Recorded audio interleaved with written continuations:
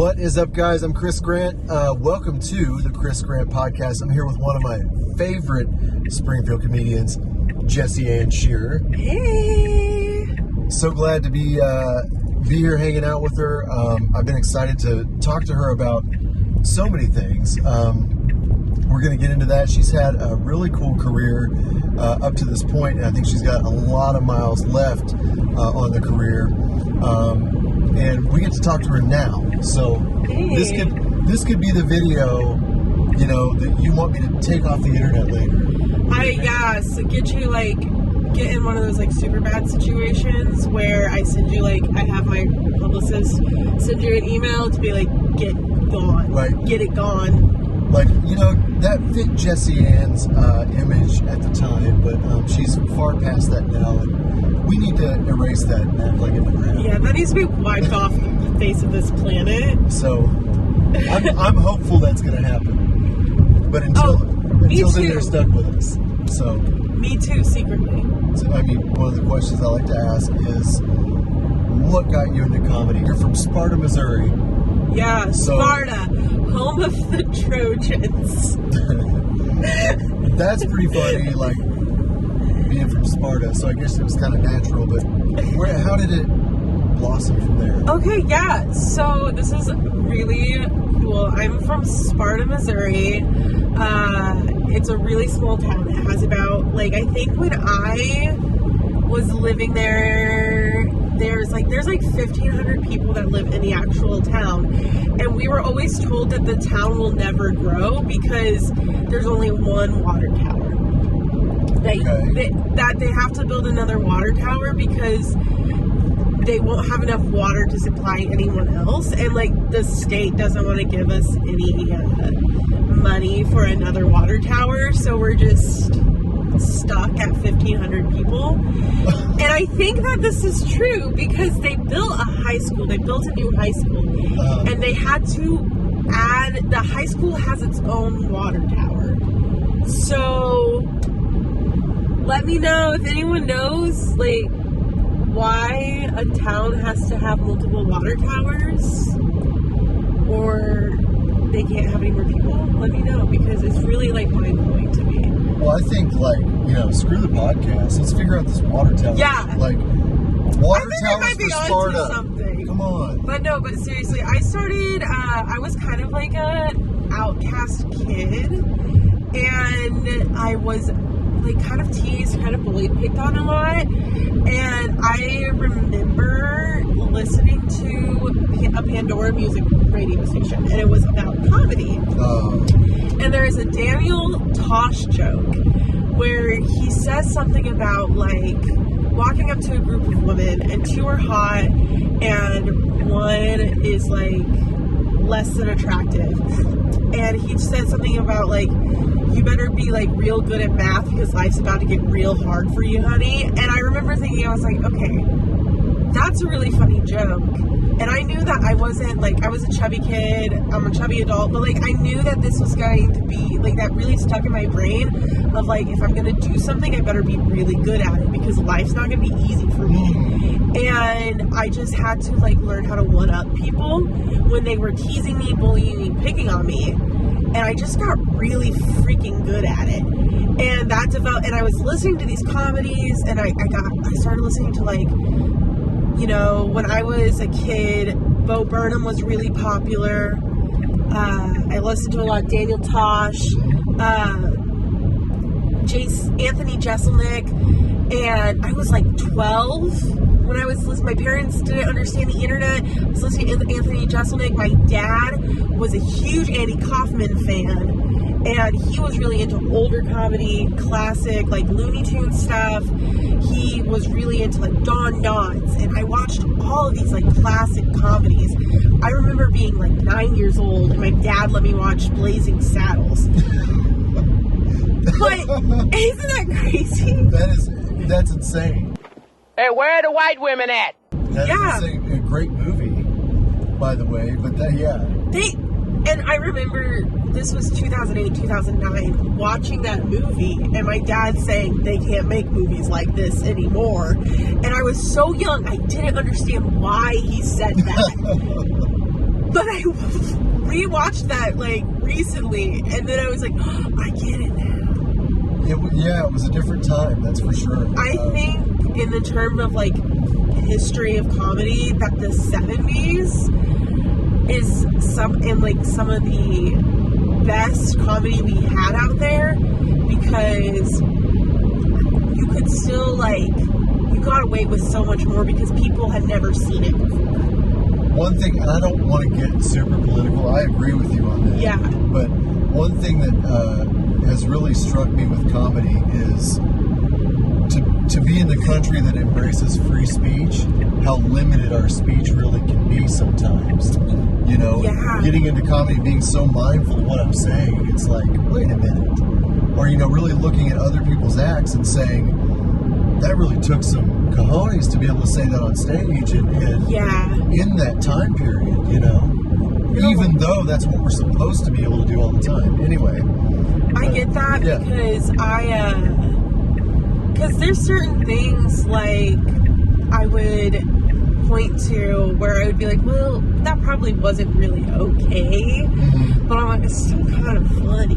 I consider myself, like, without getting too political, I feel like I'm more a progressive personality because I am like a young woman in my 20s. Like, people could have guessed by looking at me. Like, yo, yeah, that bitch, they can figure out who I voted for by taking a look at me. But I will say that I do understand. I feel like I understand it a little bit more than the average person. I'm real conceited about that fact of myself. I'm like, no, I get why, though. I understand why. I understand that just because I don't personally believe this is okay, I can still say this is funny. Right, exactly. I mean, there's a difference. I mean, if you understand comedy and you understand the structure of a joke and you understand things, that might be why it's funny, because the structure is good and the punch really hits, and it, you know, the subject matter may not be great. Right. And that basically kind of sums up my act, I think. No, I love your act. I think it's very pretty good at being not middle of the road. That's the wrong phrase. But it is very funny, and it's very you. And I was talking to someone about this earlier, where I said comedy, and when you're on stage, it's a caricature of yourself. Right. Right. And a lot of times what people forget is that that's not them. They are telling a story as a character of themselves. So just because I'm on stage saying something like, I don't know, something that makes me seem like not a very good person, that I did something not good, doesn't mean that I actually did that, or I actually believe those things. Exactly. Well, my thing, go ahead. For example, Chappelle. Okay. Yeah. All right, let's talk about Chappelle. Everyone talks about Chappelle.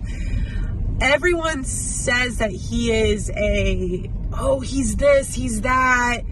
And I say, I don't know. Maybe he's trying to be a caricature of someone else, and he's saying an extreme thing to get you to think about it in a less extreme way. Right. But if I were to say that to a group of people who aren't in the comedy scene or understand comedy, they would be like, no, you're ridiculous. You're making excuses for a bad person. And I'm like, not necessarily. It's difficult. You do have to be really discerning as far as that goes. And I think too, with my act, what I'm trying to do is develop a through line. And so I've talked about, a lot of negative things or a lot of things that aren't so great. But I think now as I'm developing as a comic, it's going to get more positive, because it's going to be, coming from a place like that, but being able to transcend that. Does that make sense? Yeah, transcend. So, yeah, I get it. I think go that's beyond. The direction I want to go. Yeah, and everyone wants to be the thoughtful, thought-provoking comedian, mm-hmm. But it's also fine to be goofy. You know what I mean? And you can be both. I think a good example in the local scene, Springfield, mm-hmm. where they're it's goofy, but it also kind of makes you go, is Kevin Lowry. Oh, yes. Yep. Yeah.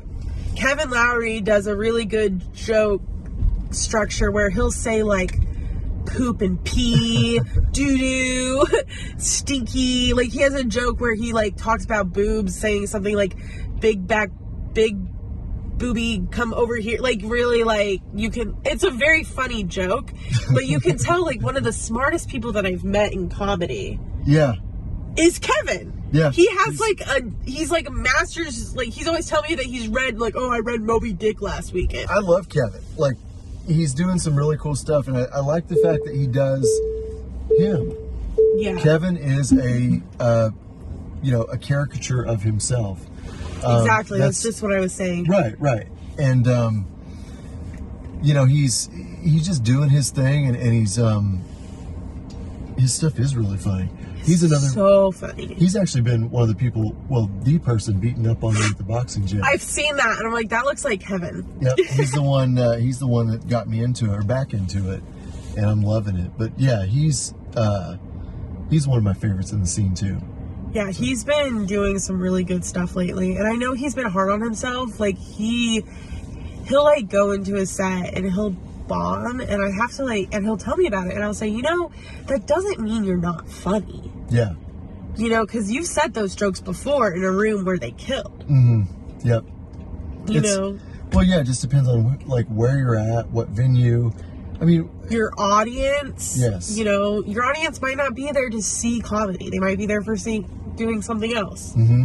You don't know. Like, they might not care. If you're going to tell a joke in front of people who are there to see a comedy show, they're gonna be more likely to laugh than you tell a joke to someone when you're like opening for a drag performance or a music concert or even like a DJ thing. Like, it's gonna be different. There's so much to it. Like, even we were talking about this, the difference between, traveling like bar shows versus, actual comedy club shows. Yeah. The bar shows, you're going to run into like regulars that do not want you there. They could care less. As far as they're concerned, you're taking up the sound on the sound system, and they want to put Conway Twitty on the touch tunes. They got off work and they have to tolerate you for 2 hours when last week they didn't have to.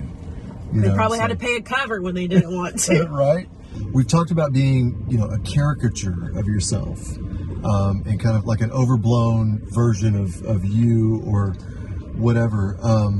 Something I've always wondered is kind of, because I feel like you embody that on stage. Right. But something I've always wondered is, who is that character, like, from your perspective, and how did that character come about? Is there a percentage that's real? I don't know, just whatever you want to say about you. I think that, if you've ever, seen me perform, I have a very, kind of this sarcastic, blunt, kind of, smart aleck behavior, kind of, socially unaware. I will say, maybe that's a version of myself, or, a version of me, worst case scenario. I don't think that sometimes the character I portray on stage is a very likable person. She's kind of and I'm telling this she's a character I've created, but it's also me, because I introduce myself as Jessianne. I'm not, but I kind of think about the worst thoughts that I've had, and I kind of figure out how to make it funnier. And then kind of use it as a jokey way. I really, really do enjoy kind of spoofing, and I'm very not spoofing. I think I would use the word inspired by Andy Kaufman. He had this bit, and I'm sure if people know comedy, I'm sure you know the Foreigner bit that Andy Kaufman did. I think so. I'm a fan of Kaufman. Yeah, he's he's very unaware of his surroundings, but people think it's funny, so he goes up, he's like, my wife, I hate her, she's so mean to me.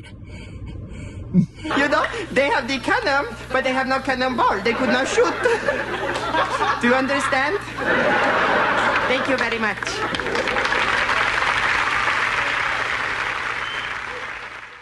And he's awkward, and I have a character like that I do on stage. Usually it's my bailout. If I'm bombing a set, you'll notice that I kind of go, I'm trying to make jokes and no one's laughing.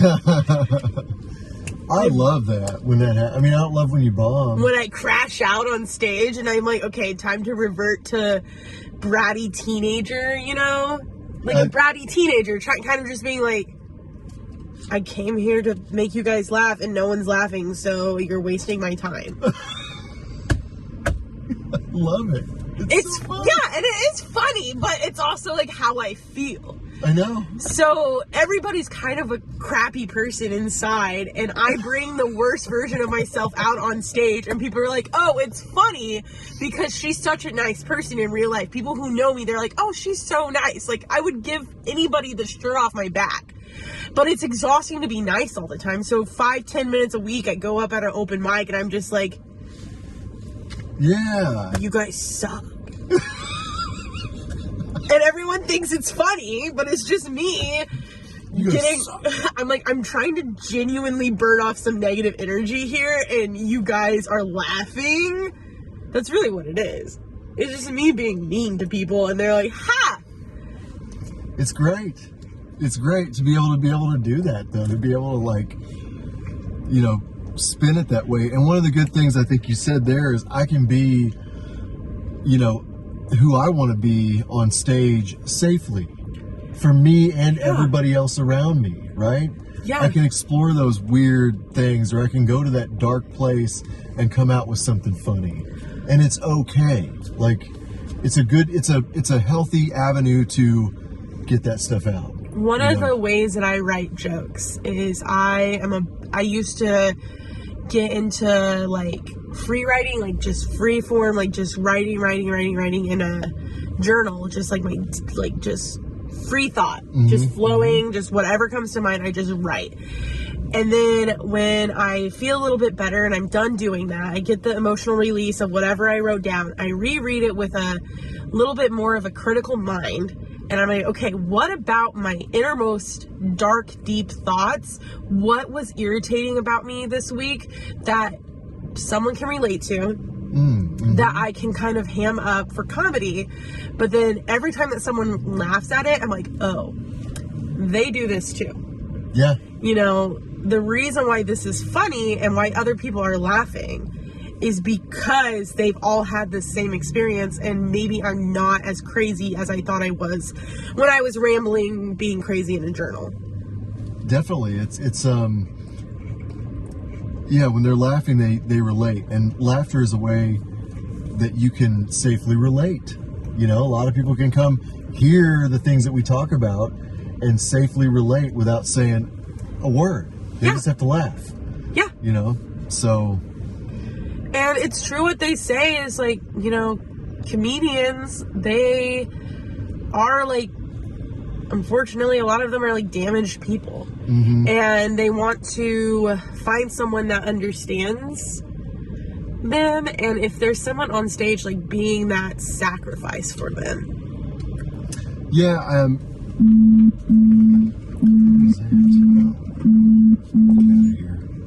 just work. Lame.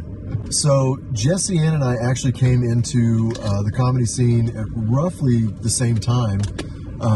She'd been doing, you know, some open mics at, you know, another place in town.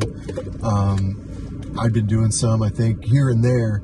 But yeah, I mean, I would see her around and do her stuff, and you know, it was kind of, it's been cool to see. I think when you come in, you see somebody, I don't know, you see them progress, and then you see other people progress.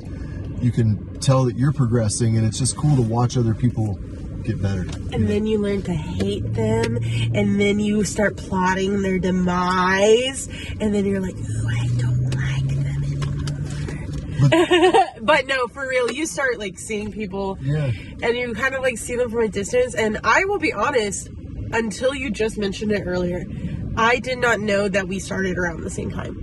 I had figured you'd been in it longer. No, I mean, I had some previous experience. By the way, that other stuff does happen, but it takes a while. Like you're already fine. You're already in love with comedy, and you're doing it. Like, and it won't happen unless you're good at it. Oh, I must be really good at it because. That's what I'm saying. No, I must be like really good at it because I think a lot of people hate me. No, I being facetious. I really do think that it's really cool that Springfield, being the size that it is, has such a strong community of comedians who are very successful, very talented in their own right, that they can go and move to a place like Austin or New York or wherever, and they can see success.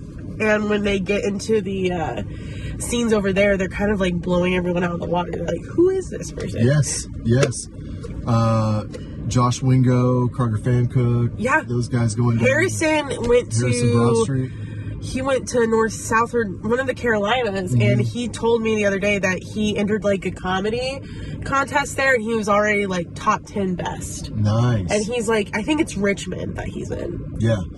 Well, I'm not surprised, like, because I've traveled a lot for comedy, and I've seen a lot of the open micers. Now I've seen top level people out there too, but all in all, we've got better than a lot of cities. I'll just say it. Yeah, because you went down to Austin. I've been up to like St. Louis and Kansas City, hopefully in some bigger cities soon. But my experience in St. Louis was really interesting because I signed up for their mic.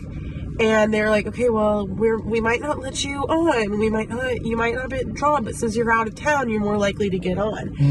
And I was like, cool. And at this time, I didn't tell them that I had the credits that I had. I didn't tell them that I had opened for I've opened for like people that have been on SNL. I've been opened for like guys from Kill Tony. Like I've met these people. I've interacted with them.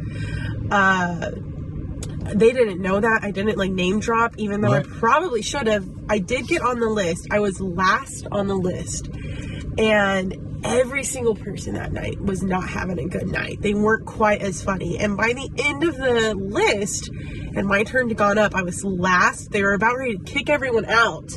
Like the owners of the strip mall were like, it's time to go. And I went up there and I killed. And they were like, who are you? And they went on my Instagram, and it was the best feeling in the world. Yep. I haven't worked with that level of people yet, but I've had that feeling. You know, I've gone to a mic as an anonymous person, you know, and just... It's a good feeling. I love it too, because it's like just that challenge. Like when you get on stage, do you have that feeling where it's like, I'm going to punish these people for sleeping on me, you know? I think the guy who said, I think he was actually the clerk there. Pretty typical of stand-up comics to be working at gas stations. Every day that I succeed is a day that I have succeeded out of spite. And to me, it's not like it's a healthy kind of spite, right? No, it's a motivating kind of spite, and it's a competitive kind of feeling, but it's kind of like I'm very supportive.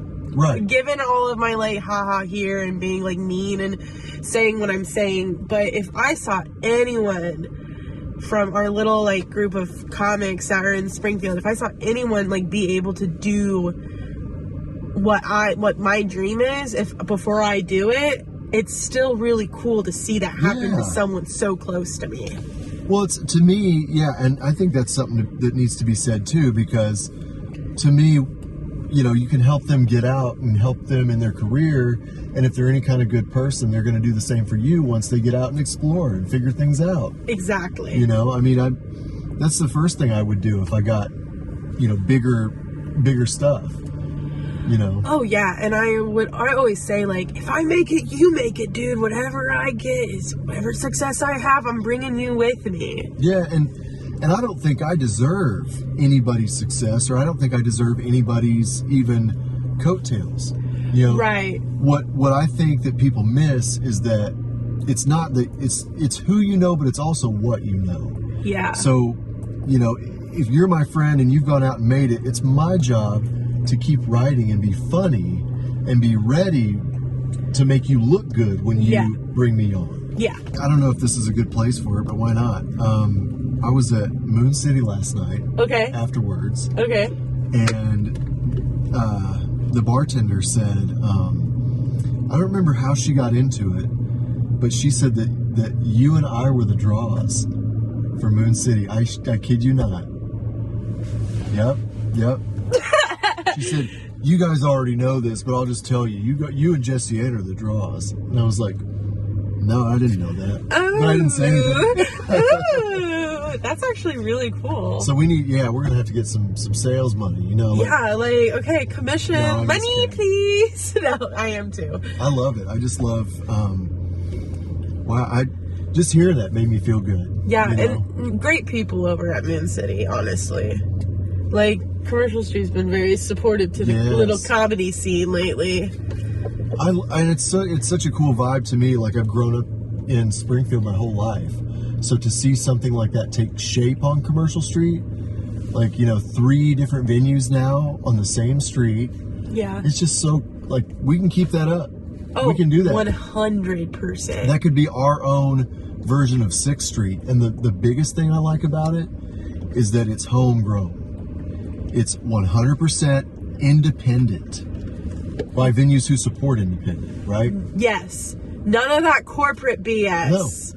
There's not to say that that's bad or anything like that in Springfield, but a lot of people have done that. No sellouts here, Yeah. except for when I get the opportunity to sell out. Exactly. I'm not selling out ever. We'll see what happens. Never. We'll see.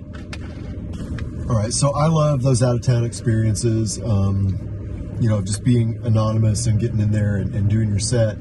Can you tell me, like, some more of your favorite experiences as far as just your comedy journey, like the quirky things you might run into or some unexpected things that have happened to you? Yeah, okay, so a few things. The way I got my foot in the door working with bigger names, and this is, like, unfortunate, and it's better than it used to be, but the headliner at the local comedy club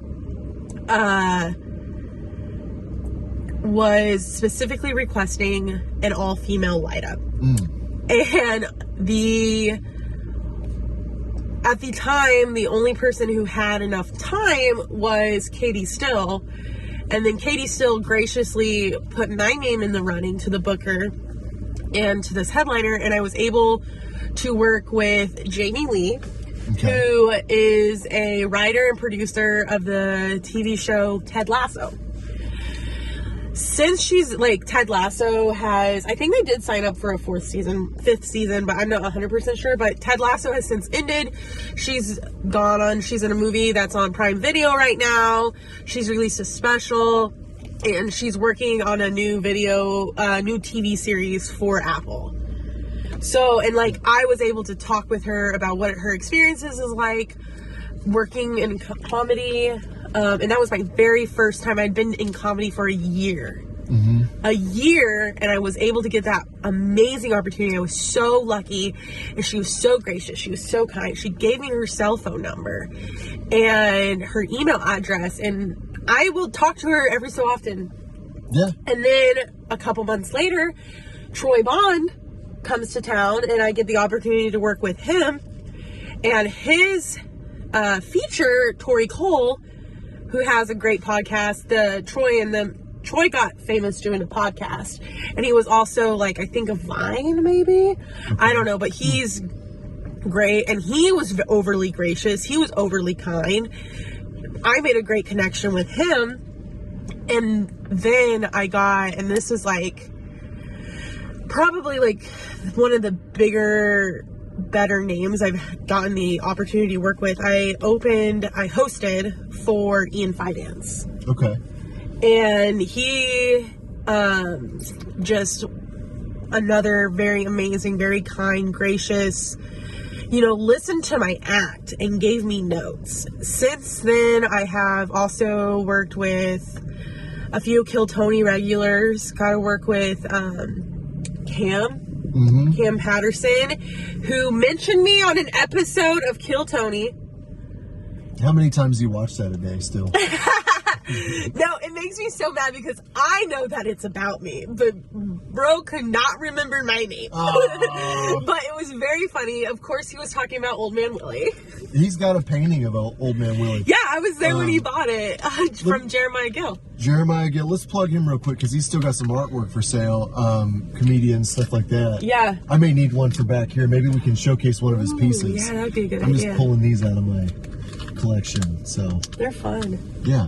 Anyway, Cam Patterson to Old Man Willie, and then you worked. Did you say Hans Kim? Yeah. Yes. I hosted for Hans Kim. Awesome. You've hosted for Hans Kim. You've hung out with Cam Patterson. Have you ever been on Kill Tony? Have you been to Austin? First of all, I've never been to Austin, which is crazy. Get this girl to Austin. I know. I need to go down there. I need to get on Kill Tony. I have a joke written for if I ever get on Kill Tony. And I know the tricks. Some people who have been to Austin, who have been on Kill Tony, are like, this is how you get on, and you make a big deal that you're out of town and it's your first time trying to get up there. And then they also say, and this is where I think... Well, now you've completely blown it. Because you know all of them are going to watch this. Yes, everyone who ever wants to be on Kill Tony, here are the hacks from someone who's never been to Austin. Yeah, there we go. But no, someone told me that I'm more likely... So, Harrison Broadstreet was on Kill Tony. And he was? Yeah, did you know that? No, I've never seen that episode. I got to see friggin'... Wow. Yeah, in 2019. Wow, I never knew that. Yeah. He doesn't want to talk about it because he bombed. Now we have to find the clip. Yeah. But no, somebody help. No. Okay. He told me that he thinks that the reason he got called is because he wrote down Harrison Broadstreet, and that his name's kind of long, so he was more likely to be drawn. My full name is Jessianne Elizabeth Scherer. So if I make that my whole name, and I write it all spaced out, I could really take up some space in that bucket. They're going to be more likely to draw my name. Yeah. There's going to be a little piece of paper that goes from the mothership all the way to Poor Choices. Yeah. That's Jessianne's. And here's the other thing, too. If I get on there and then they interview me after I do my little spiel, I'm going to be name dropping like crazy. I'm going to be like, I'm the one that Old Man Willie calls a harlot. He was at the mic last night. He was. It was his birthday. And we as soon as he walked in, we did happy birthday to him. In fact, I got a really great picture. I'm going to post that on this podcast. Ooh. Because otherwise they're going to steal it anyway. But they're going to know it's mine. And his drip. Yeah, he always drip all the time dripping. I asked him one time where he got his clothes, and he went, thrift store. He's so old. He's buying his own stuff again. Do you really? He had on a pair of he had a vintage bomber jacket thing that I know if some guy found it and put it on Depop, he could make $90 on it. Old Man Willie's I was like, Old Man Willie, where'd you get that jacket? He was like, So I don't know if you knew this about me, but I am actually Old Man Willie's great grandson.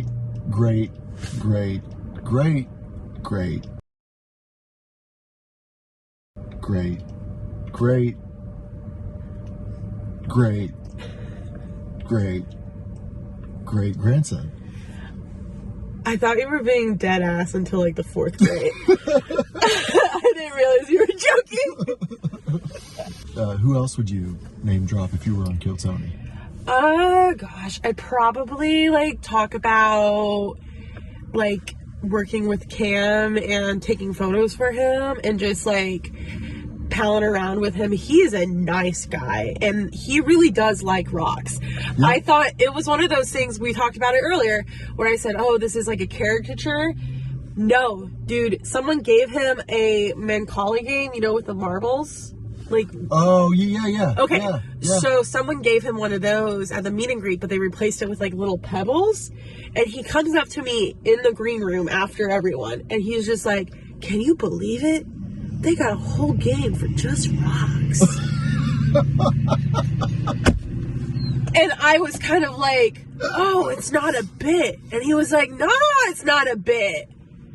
And I was blown away. A whole game for just rocks. I'm going to put a link down below. What is that game called? Mancala? It's it's a game that they used to play in war times. No, I know it. Yeah. They made it. They were I imagine during the World War, when people were hiding from the German soldiers, they replaced the rocks with cotton balls, and that's how the hiding people. Oh my gosh. I'm making this up, but it makes sense. I'm trying to be historical here. I'm trying to drop history facts, and then you can put #education. Rocks. Rocks. Geology. It's a game about rocks. It's dope. Yeah. It rocks. I'm cutting that. Do it. Okay. You're on Kill Tony. Right. You're looking across at everybody. Yeah. Like, have you gone through this in your mind? Tell me what's going through your mind as you walk out on the stage. The band's there. Like, tell me what's happening with Tony Jessianne. Hinchcliffe. Yeah. Shane Gillis. Yep. Red Band. I'm making sure that my cleavage is top tier for Red Band to invite me to a secret show. I hear that's what you have to do. I'm going to say Didn't work for me. No, I never got on Kill Tony. But no, like, I have a joke that I'm very proud of that I kind of hold back a lot now because it is my Kill Tony joke. It is a little bit edgy. It's a very, like, creative joke. It's about, Wait. You guys can come see her tell it sometime. yes, I'm not gonna, Yeah, don't give it up.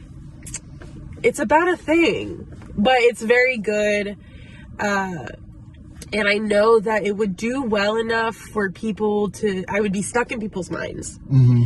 And I don't want to become the kind of person to, like, I don't want to, like, be successful because of Kill Tony. Right. Because I feel like a lot of people coming off of Kill Tony rise really, really fast.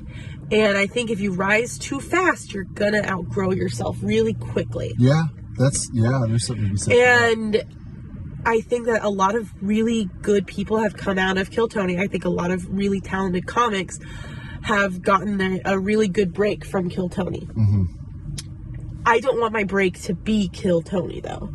I would love to say I did well on Kill Tony. I would love for, like, someone touring right now to see me on Kill Tony and think, you know, she'd be good to have on the road. Mm-hmm.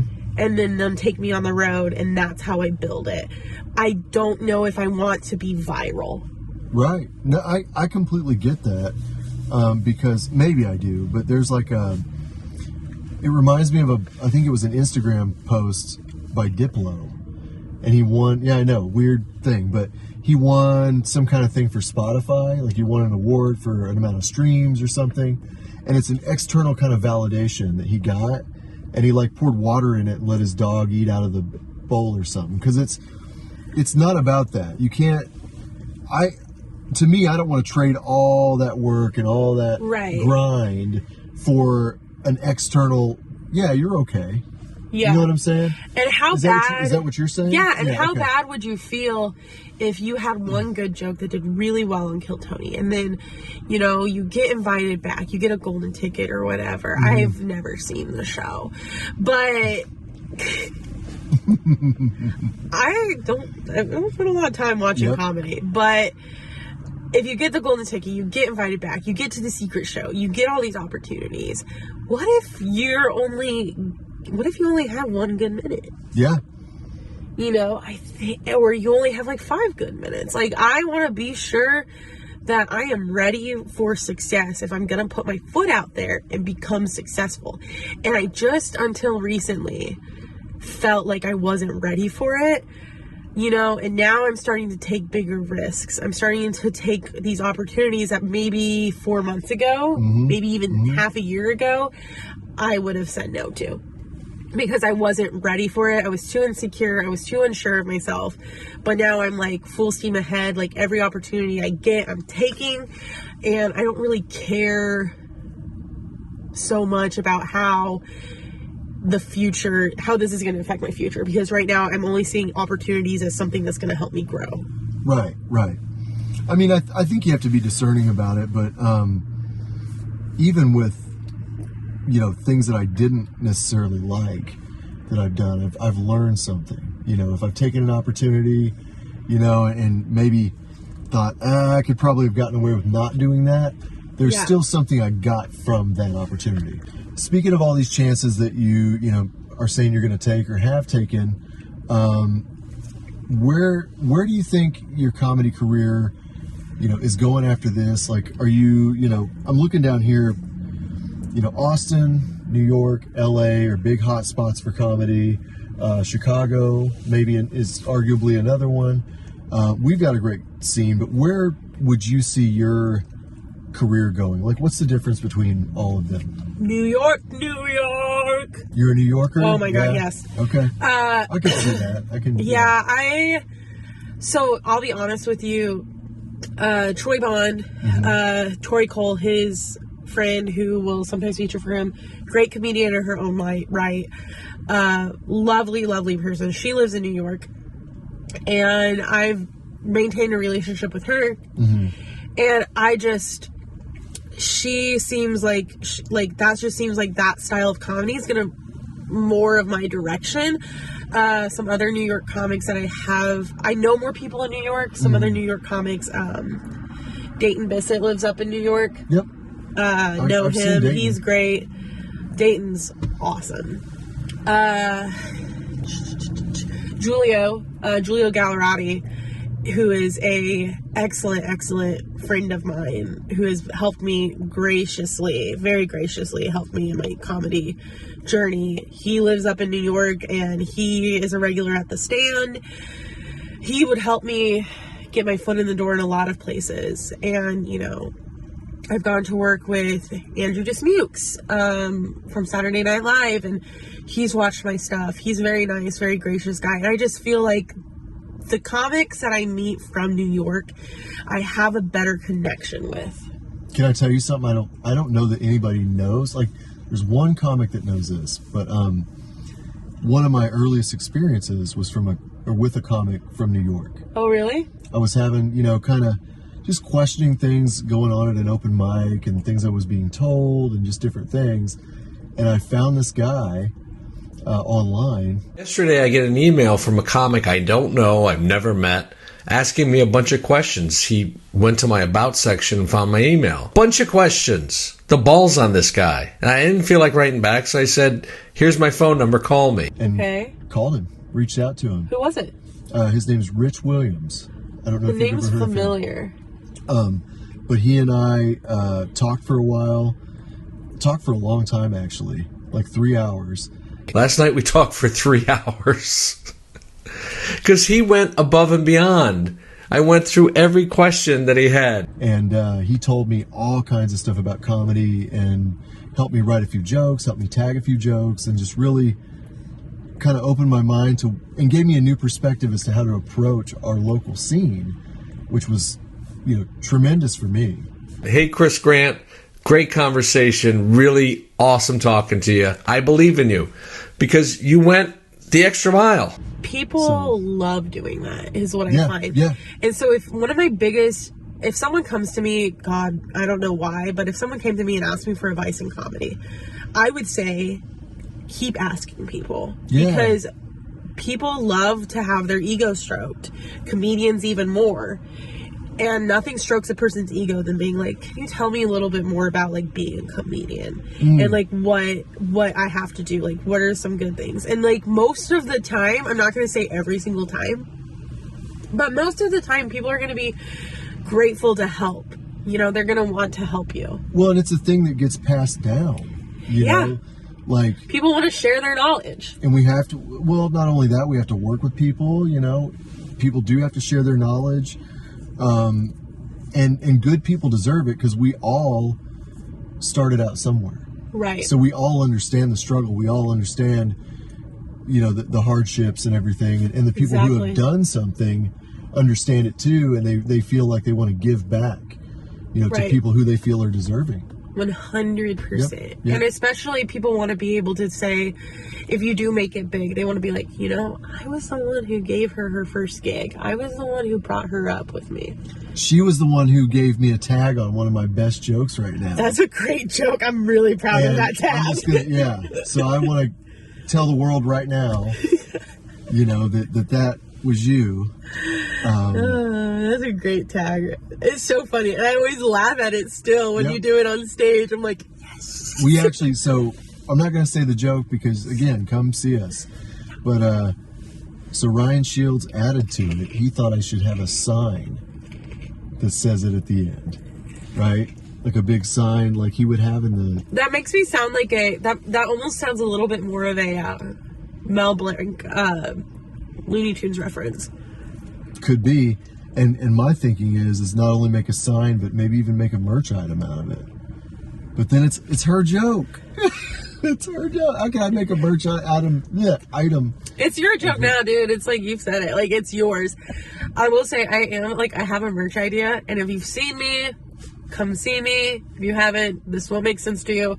I'm thinking about buying a bunch of bulk phone chargers. Oh my. That's perfect.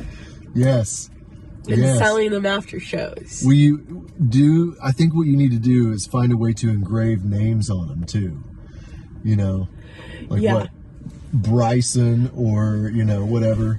I was thinking like stolen with love from, or something like that. But if you want to find out why that's funny. Yes. Oh, well, let's go ahead and talk about it right now because I think this will be out by the time that happens.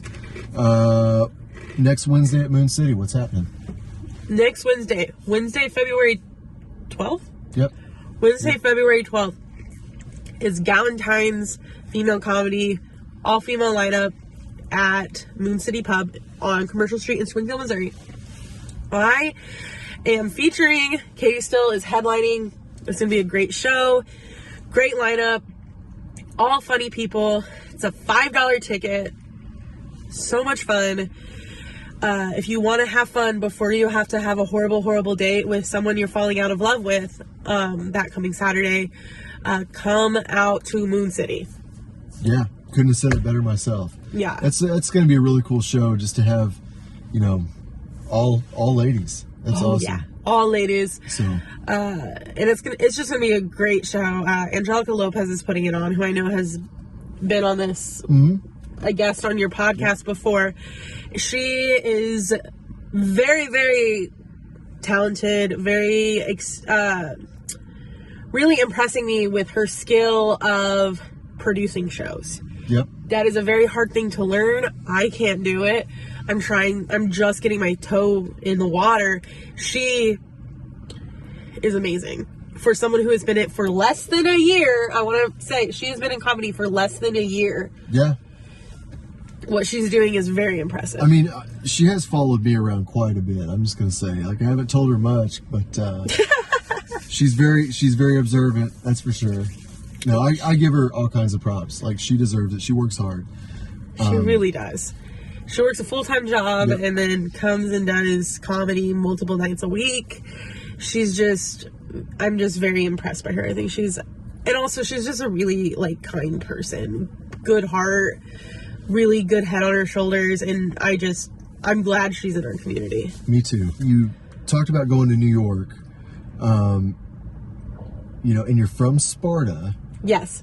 And the other day, I saw on Facebook, you've hung out with somebody who has done the small town thing, has come from Springfield, and, I mean, she's uber famous now. Yeah, so that's a funny story. Chapel Roan, of course, from Willard, Missouri. She is a little hometown hero right now. Just won the Grammy for Best New Artist. And we're all very, very proud of her. I was very, very, very, very lucky. I had been following Chapel in her career since about 2018. And I saw that she was going on tour. She was stopping at the Galois. And she was selling tickets, and I bought the VIP package. Nice. And I was able to do a meet and greet. And, now I have a picture to show people to be like, looky here, I'm at Chapel Road.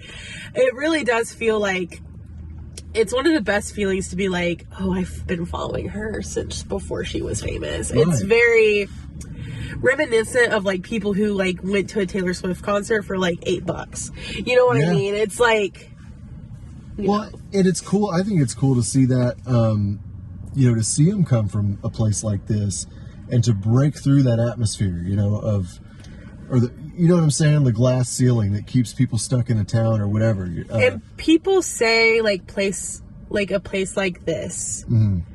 It makes me wonder, because I'm going to be honest with you, Springfield has a lot of talent in it. Oh, there are a lot of people, the big ones being Brad Pitt, of course, Chaperone, but comedian wise, oh my god, his name escapes me now. John Goodman. John Goodman. And of course, comedian wise, Kenny DeForest, yep. Rest in peace. And it's, in Corbin's, I think, give it another year, unless he does something crazy, I think he'll blow up. I love Corbin Corbin. LeMaster. He's super talented. And another person, very professional, incredibly professional, which is really nice to see these days, especially in comedy, because I feel like people don't think they need to take it seriously. Yeah, he's been super easy to work with and just, super helpful, super chill. Yeah. Almost to the point where I'm like, are you sure everything's okay? He's super easygoing, very laissez-faire, but also at the same time, he knows his stuff. And just because, he's very, he's great. I gotta, as we're talking about talented people from our scene, I gotta mention Derek Luna, too. I can't, go without mentioning Luna. So I think Derek is great. I love when I walk into a room and I see that lanky guy, and he has the most friendly voice I've ever seen. The guy needs to do voice work. He needs to voice a friendly, a friendly bear or a sheriff or something, howdy there. He could do anything. Good to see ya. Very Gomer Pyle. And then just, of course, he'll get on stage and say the funniest thing you've ever heard. And he also, multifaceted, he'll play his guitar. And he's just so nice. And then, professionally, also very professional. Probably the most, I would say, that I've encountered. Yeah. Straight across the board, super nice to everybody. I've never, I don't think I've ever even heard or seen or witnessed any kind of Derek Luna drama, period. Oh, no, he keeps his nose clean. Yeah, I look up to that. I truly do. So we've explored quite a bit in this episode. I think we're going to go ahead and take it out on, just your goals. What do you see yourself doing?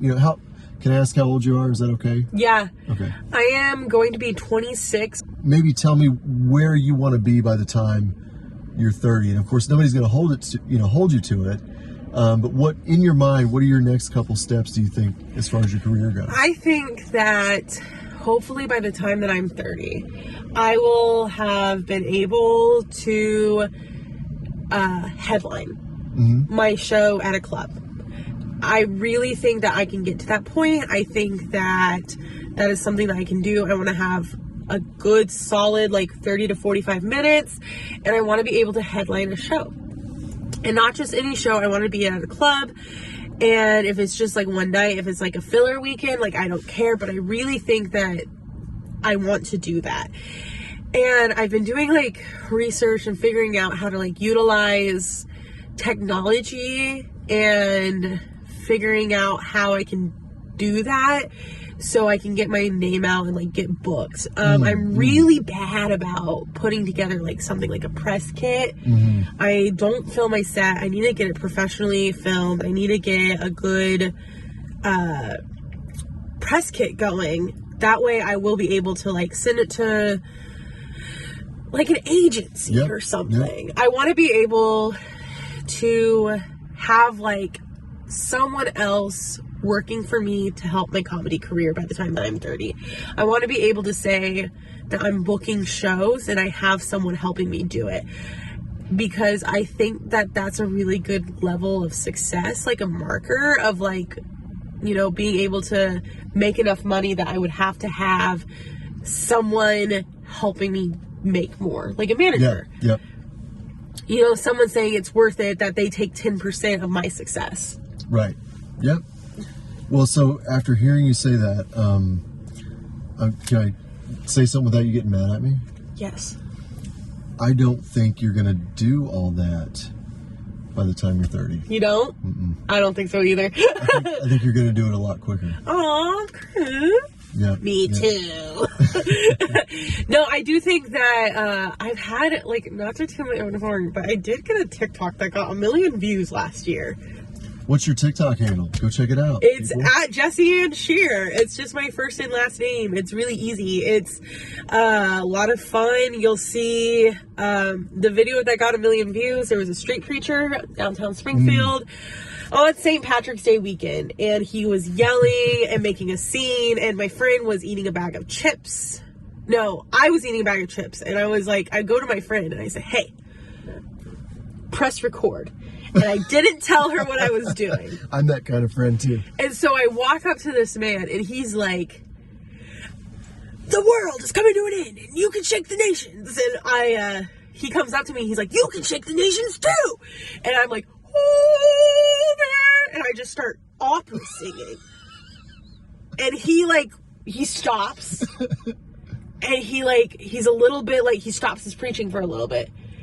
And then he starts opera singing. And that's the video. And it did decently. And Barstool tried to take it from me. And I said, nuh-uh. Yeah, I gotta sell out to Barstool. Well, unless they give me money. And they weren't going to, so. So I've got a video I've been waiting to break it out. And it has to do with that same kind of thing. So I may put it on this episode. You should. It's pretty rowdy. It's pretty crazy, but Yes. Hell is enlarging itself each and every day. And I do declare, you can get these candles at Heavy Hands Records, 215 West Olive, am I right? Yeah! Buy my products, spend money. We love you. What are those candles? It's Chris Farley of Heavy Hands Records. Heavy Hands Records. Hey, guess what? What's yours, man? Oh, yeah, no problem. You guys have a great day. yeah. Don't harass people unless they're already harassing people. I will never go up to someone. Like, the reason why this works, and like, I'm not a fan of people like going up to like homeless people and like making like them, but this guy was like all night. He was just yelling. I have no idea how he could have like gotten it. I did watch at one point someone offer him something that might have been illegal, and he was like, no. And I'm like, how does he have the energy to do this? Right? Power of Christ. All right, guys. So thank you once again for checking this episode out. It's been awesome. I've really enjoyed having this. Is fun. I've never done it before, and it was a little bit I will say it's a little bit daunting to be like, I'm having a conversation, but also other people are watching, so I'm like, how do I make this conversation interesting? And I think I did okay. I think so too. We had fun, and that's what matters. I'm excited. And, this is fun. Thanks again, guys, for checking it out. Like, share, subscribe. Check out all things Jessianne Scherer online. My tag for literally everything. So on Instagram, it's Jessianne, Jessianne, comedian, COMIDEDANNE. You'll find it. If you just put in Jessianne, you'll see it. It's going to be down in the description. It will be? Okay, yes. It's down in the description. And then also TikTok, Jessianne Scherer. And then you can follow me on Facebook. I do not have X anymore because I got mad. So find me on all social media. Thank you. All right, guys. Thanks again, and I will catch you next time.